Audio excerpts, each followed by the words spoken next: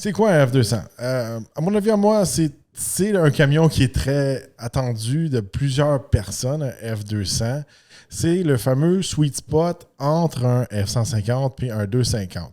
Le Ram Rampage a été aperçu sur les routes en train de se faire tester à plusieurs endroits. Encore une fois, je rappelle que le Ram Rampage, c'est comme un petit pick-up qui est actif dans d'autres marchés, je pense, au Mexique, au Brésil, ces choses-là. Mm-hmm. Puis là, ils pensent vraiment l'emmener aux États-Unis. Rien confirmé, mais ça va être un nouveau compétiteur au fameux Canyon, Colorado, Frontier, etc.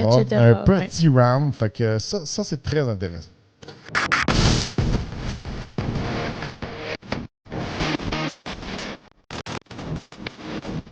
Bienvenue au Torque Podcast. Mon nom est Joe Torque. Moi, c'est Ed Torque. Aujourd'hui, on a une émission pactée de pick-up, de truck.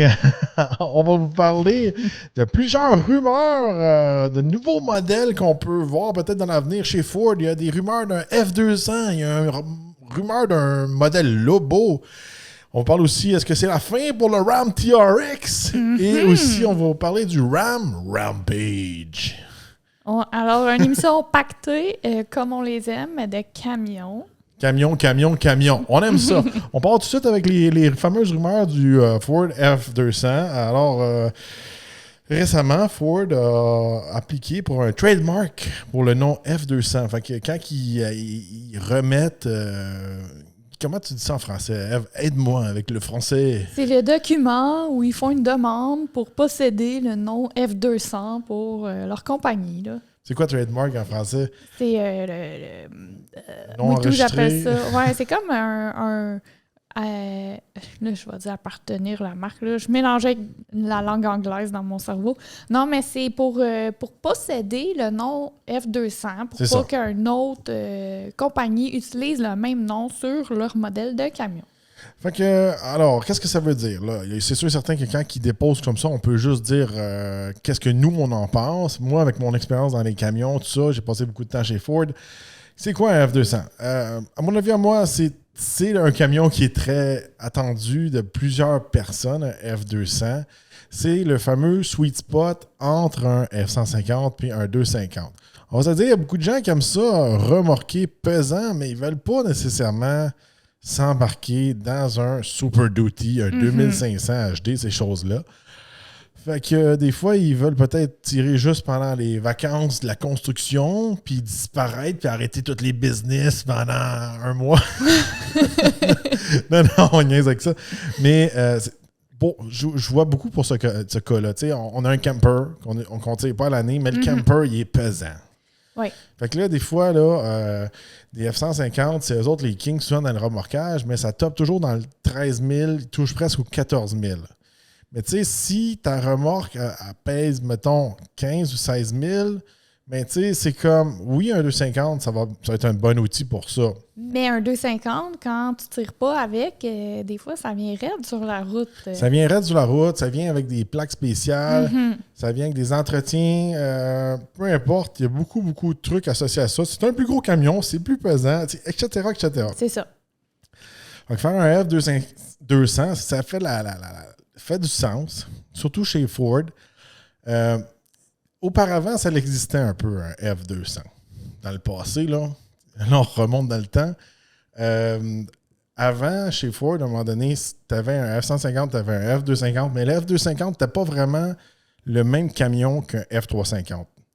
Tu pouvais avoir un 250 qui était avec le body d'un F-150. Fait que le F-200, comme déjà expliqué, existait dans le temps. Puis, même chez Nissan, quand ils faisaient le Titan avec le Cummins dedans, techniquement... Il était comme entre les deux. Il était comme entre les deux, mais personne ne le savait. Tu sais, j'en ai toujours parlé. J'ai dit comme Nissan avait une super bonne idée. Mais c'est juste parce que c'était un Nissan, puis les gars de truck ne comprenaient pas. Et là, en mettant le fameux chiffre F200, les gars de truck comprennent. Ouais, là, c'est 1 plus 1. C'est l'entre-deux du 1500 puis du 250. C'est celui... C'est la logique. Les gars vont comprendre. C'est très intelligent. Est-ce qu'il va être plus gros?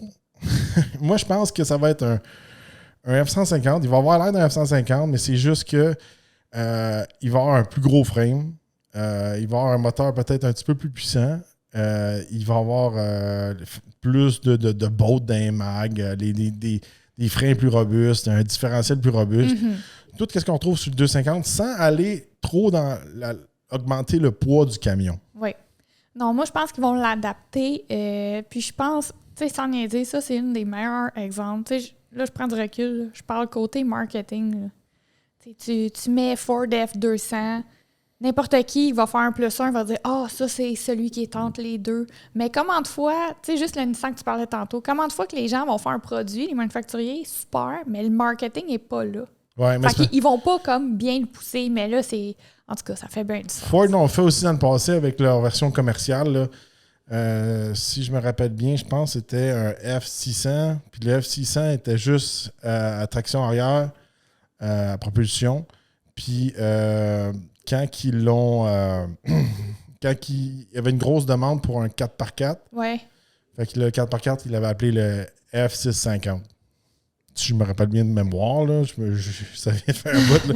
Les commerciales, là, du vent, c'est pas ceux que je connais plus sur le bout de mes doigts. Là. Ah non. Mais en gros, c'est pas mal ça.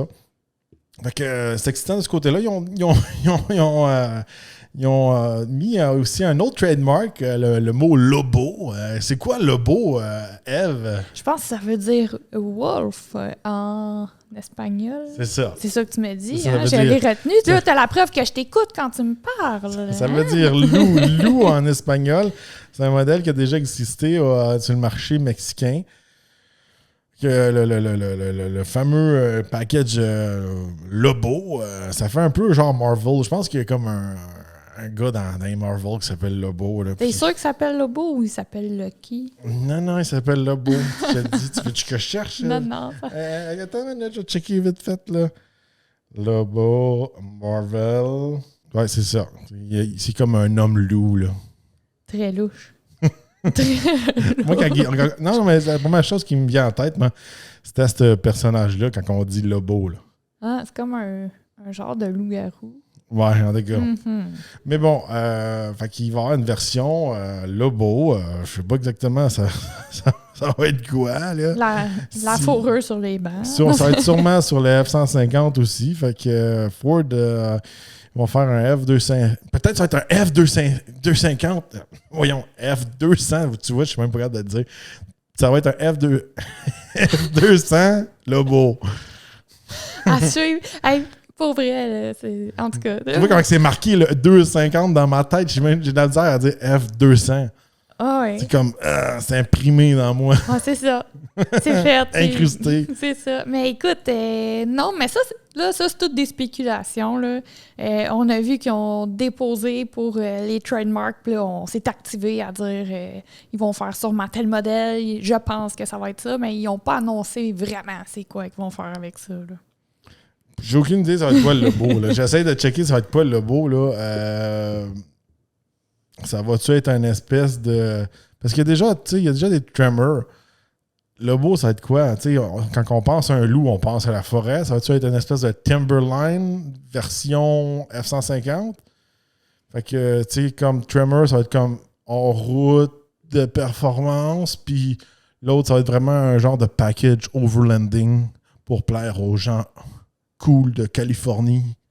Aller mettre sa tente sur leur Lobo. Je pense que c'est ça. Ouais, ça ressemble. Hein? On va voir. Il y a beaucoup de risques. Faites vos prédictions dans les commentaires. Ouais, c'est ça. On veut voir, vous, ce que vous en pensez. Bon, là, ça fait un petit bout que c'est sorti. C'est la fin pour le Ram TRX avec le Hellcat. Ouais, là, ça, Jules, il m'a tellement gossé pendant 3 jours. Là, parce que quand on s'est acheté notre TRX, il y a beaucoup de gens qui étaient comme « Ah, ça fait pas de sens » ou il y en a qui étaient contents pour nous, il y en a qui disaient « Ça fait pas de sens » tout ça. Puis là, il y a plusieurs de ces personnes-là qui sont revenues la mine basse à dire « Finalement, t'as fait un bon achat. » Lui, il était tellement comme « Yes, mes prédictions ont fonctionné. » Les prédictions de Jules Talk qui va dans l'avenir automobile. Ouais, c'est ça. En tout cas, quand pour vrai, écoute, c'est une nouvelle qui est triste, mais en même temps, on est comme content parce que toutes nos prédictions, notre acharnement, nos calculs mathématiques, scientifiques, automobiles ont comme fonctionné, puis c'est vraiment ça qui s'est passé. Bon, là, il y a des choses que je faut que je mette au clair, là, parce que là, encore là, j'ai beaucoup d'amis qui sont pro-Ford, là, puis ils sont comme « Ah, le TRX est mort, c'est le Raptor qui l'a tué. » Non, c'est pas en tout. Le TRX est pas mort. Le TRX avec le Hellcat est mort. La 2024 sera la dernière année de production. Ils vont faire seulement 4000 unités pour le monde entier. Puis je vous rappelle que nos copains chez UAW, là, ils vont tomber sûrement en grève aussi. Puis c'est eux autres qui fabriquent le Ram TRX. Fait que les 4000 unités, je suis pas sûr qu'ils vont sortir. Ils vont vraiment voir le jour. Je sais pas s'ils vont sortir. Ah, il y a tellement de choses qui brassent. Je ne sais pas comment ils sont capables d'en pomper des TRX là, en une journée à l'usine. Là, mais moi, quand j'avais été visiter le Rouge Plan à Detroit de chez Ford, ils faisaient pas juste des Raptors. C'est comme, ils faisaient plein de F-150, puis là, genre, tu vois, à toutes les 20 F-150, peut-être, il y avait comme un Raptor. C'est ça. Fait que je sais pas si chez Ram, ils font des badges de TRX. je sais pas. Ouais, on sait pas comment faire. Mais, fait que là, on va en faire 4000. Le prix va augmenter. J'ai pas vu les prix canadiens encore confirmés de ce côté-là, mais je sais qu'aux États-Unis, le prix de base augmente de plus de 10 000. Alors, au Canada, on peut s'attendre à une augmentation d'au moins 15 000 Ça, c'est si le concessionnaire prend a pas mis de premium dessus. Oui, parce que là, on commence à aller voir les fameux premiums. Là. Ouais. Là, quand c'est confirmé, là, puis ils disent partout, là, il y en a. Là. J'ai vu des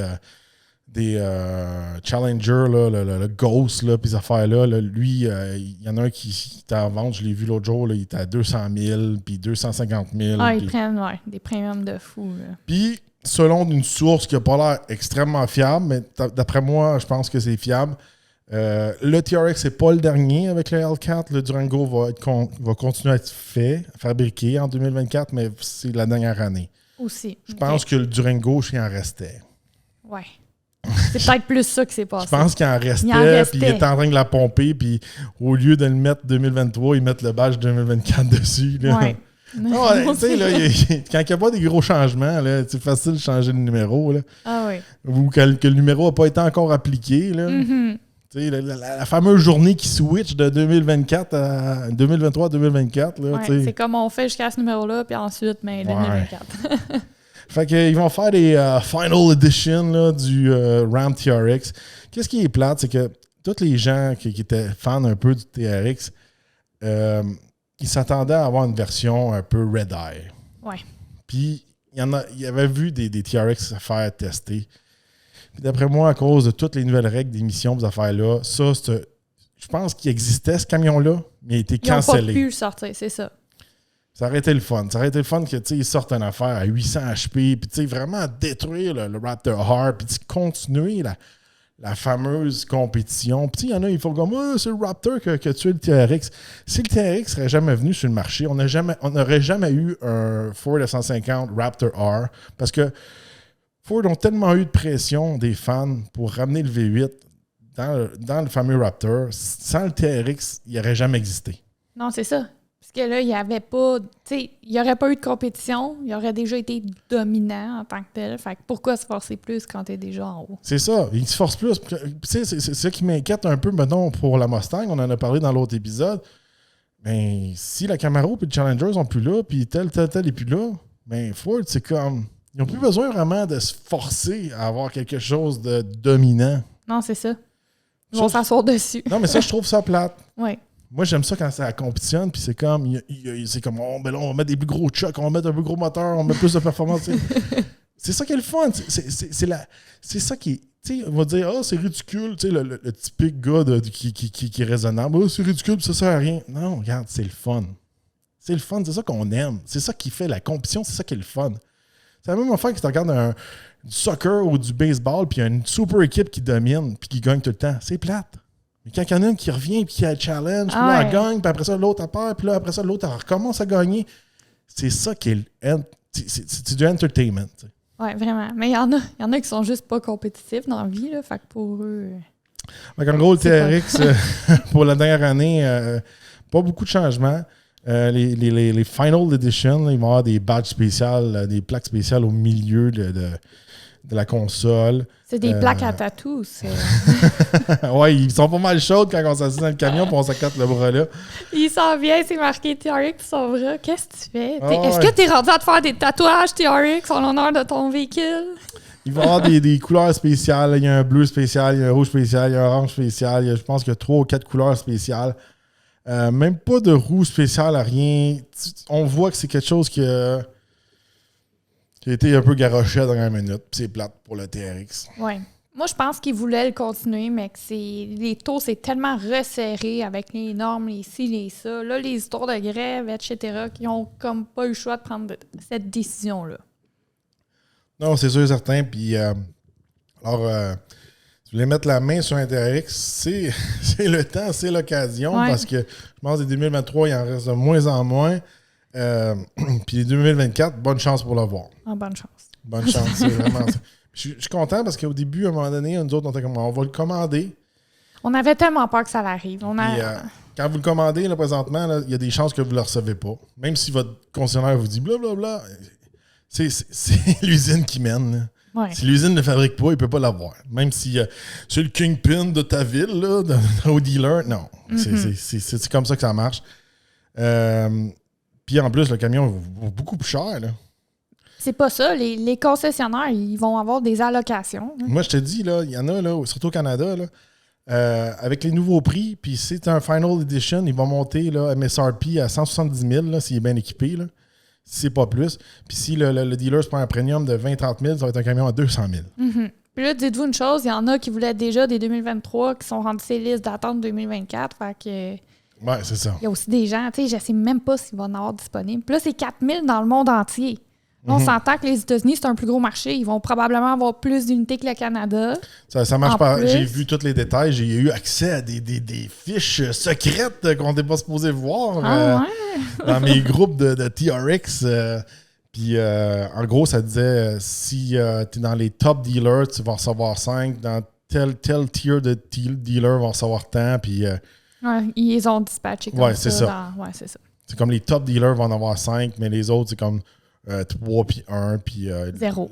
La majorité, ils vont pas en recevoir. C'est ça. C'est vraiment comme... Ça, c'est pour les États-Unis. Mais ça risque d'être similaire ici. Là. Habituellement, c'est pas mal la même chose. Oui. Mais là, si un Kingpin dealer peut en recevoir seulement 5, s'il y a déjà 5 à 10 personnes sur sa liste d'achat... Ah, puis vous savez pas c'est quoi un Kingpin dealer de Dodge puis de Ram aux États-Unis, là? C'est très intense. Moi, j'allais à l'école à West Palm Beach, puis il y avait du monde de chez Arrigo Dodge là, qui venait à mon école, là. Et eux autres, il y avait un des plus gros inventaires aux États-Unis de véhicules. Puis en plus, l'inventaire était acheté cash, il n'était pas financé. Ça appartenait tout à Arrigo Dodge. Ouais. En tout cas, ceux qui sont dans le domaine des concessionnaires, ils savent qu'est-ce que je veux dire. Là. Ah non, c'est quelque chose. Tu peux en parler aussi, toi aussi, regarde. La part du temps, les concessionnaires, ils n'achètent pas le camion, mettons, au manufacturier. Ils financent. Mm-hmm. Ils ont quoi, 3 mois pour le vendre? Je ne sais pas exactement. 3 à 6 mois? Tout dépendant de la marque. Je sais pas comment ça marche exactement. Je veux pas m'avancer là-dedans. Je sais qu'ils ont comme un laps de temps pour le rembourser. C'est ça. Puis quand tu dépasses le fameux 3 ou 6 mois, là, c'est tout dépendant de la marque, là, tu commences à payer tes intérêts dessus. C'est ça. Fait que là, c'est quelque chose du genre. Ta marge de profit sur le camion vient de descendre. Quand tu es un concessionnaire, je parle. Oui, c'est pour ça souvent qu'ils veulent faire. Tu sais, les modèles que ça fait plus longtemps qu'ils ont en stock, ils veulent les passer. C'est ça. Parce que moi, quand je vais dans un dealer, puis le vendeur me dit hey, ça fait tant de temps que je l'ai en stock, puis moi, je fais tous ces calculs-là dans ma tête. Ouais. Je vais négocier plus. Je sais qu'il veut s'en débarrasser. Mais bon, eux autres, Arrigo Dodge, ils s'en foutaient de ça. Parce qu'il était tout à lui. Trop de cash. C'est très intense. Je te dis, il y avait des Rams, là, il y en avait comme 1 kilomètre de long. Là. Toutes les couleurs, toutes les grosseurs, tous les modèles. Fait que... Ils opéraient. Là. Oh oui. Puis aux États-Unis, là, c'est pas ici là, que tu rentres dans le dealer, là, puis là, c'est le tour à quel vendeur, là, puis là, c'est le vendeur. Non, là-bas, là, c'est, hey, j'en ai vu, là, qui était dehors. Ouais, c'est comme toi, t'as pas de bureau, t'es dehors. Attends, il y a des niveaux. J'explique juste aux gens, Aux États-Unis, je veux dire, au Canada, ici, c'est comme... Tu sais, la plupart du temps, t'as quoi? 8, 10 vendeurs. Tout dépend de la grosseur du dealer. Puis, tu sais, t'as des vendeurs qui sont motivés, puis t'en as d'autres qui sont comme « Oh non, ça me tombe pas aujourd'hui. » Tu sais, puis tu sais, ils sont pas motivés. Là-bas, si tu rentres dans le dealer, c'est tous des kingpins. Parce que si t'es pas assez vendeur, il te met dehors. T'es dans la cour. Il te met dehors. Là, quand t'es dans la cour puis t'es rendu bon, t'as le droit d'avoir un cart. Non, t'as un Segway. Un Segway, en tout cas. Après ça, t'as un cart, puis après ça, tu peux upgrader genre au petit bureau usagé ou je sais pas quoi. Puis après ça, tu as le droit d'être comme en dessous du carport. Puis là, après ça, tu peux rentrer en dedans. Puis là, t'as un bureau. Puis là, t'es comme un kingpin. Non, des fois, ils n'ont pas tout le temps un bureau aussi. Ils sont en dedans, mais ils n'ont pas un bureau encore. Là, les kingpins ont un bureau, puis les super kingpins, eux autres, ils ont comme quasiment une salle avec full d'assistants. Hey. Je sais qu'il y avait un gars chez Toyota aux States, là, il y avait 4 ou 5 personnes qui travaillaient à temps plein pour lui juste pour faire ses livraisons. Hey, il faut qu'il opère, là. Ah, il faisait un chiffre. Je ne me souviens pas c'est quoi le chiffre, là. Il était venu parler à mon école à Northwood, puis c'était le number 1 au monde. Hey, c'est très intense, là. Là, c'est quoi qui se passe, là? Ils ont comme pas des tours. Là, si toi, tu rentres dans la... Mettons que toi, tu rentres dans la cour. Là, il y en a un qui arrive en courant à pied, l'autre en Segway. C'est quoi? C'est genre... Oh, ouais, ils se pichent sur toi. Puis ces gars-là, ils n'ont pas le droit d'entrer en dedans, des fois.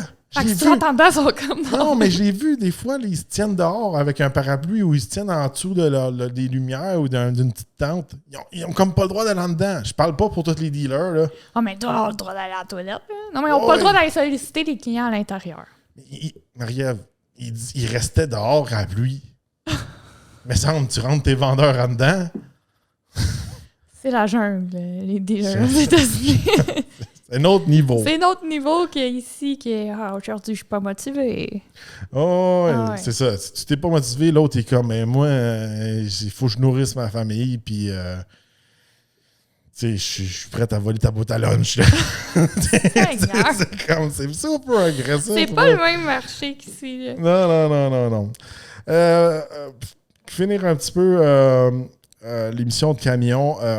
Le Ram Rampage a été aperçu sur les routes en train de se faire tester à plusieurs endroits. Encore une fois, je rappelle que le Ram Rampage, c'est comme un petit pick-up qui est actif dans d'autres marchés, je pense, au Mexique, au Brésil, ces choses-là. Mm-hmm. Puis là, ils pensent vraiment l'emmener aux États-Unis. Rien confirmé, mais ça va être un nouveau compétiteur au fameux Canyon, Colorado, Frontier, etc. Un petit Ram. Fait que ça c'est très intéressant. Ah, j'ai hâte de voir. Surtout, là, c'est un segment qui est vraiment en plein essor. Là. Ils rajoutent un joueur de plus. Oh, et puis un mini Ram, là, ça va frapper fort. Là. Je sais pas, là, mais tu sais. J'ai hâte de voir. Non, moi aussi, j'ai hâte de voir qu'est-ce qu'ils sont capables de faire. Puis tous les changements. Faire une touche finale aussi sur le TRX. Oui, il n'y aura plus de Hellcat dedans, mais ils disent que sûrement 2025-2026, il va y avoir un autre TRX avec un nouveau moteur dedans. Ça va être sûrement un Hurricane high output. Une recette un peu style Raptor, mais le TRX n'est pas mort. Non, c'est ça. C'est juste le moteur. Le moteur de méchant qu'il y a dedans qu'ils ne peuvent plus mettre dedans. Ah, c'est ça. Aïe. Alors, dites-nous dans les commentaires qu'est-ce que vous pensez du F200, du Lobo, de la fin du TRX. Est-ce que vous êtes excité du Rampage? Est-ce qu'il va y avoir un Rampage TRX? Bonne question. On ne sait pas, hein? Puis, qu'est-ce que vous pensez du fameux TRX sans le moteur Hellcat? Est-ce que ça reste un TRX ou... Écoute, moi, je serais triste. Mais en tout cas, donnez-nous votre avis dans les commentaires. N'oubliez pas de liker et partager la vidéo. Et on se retrouve dans un prochain podcast.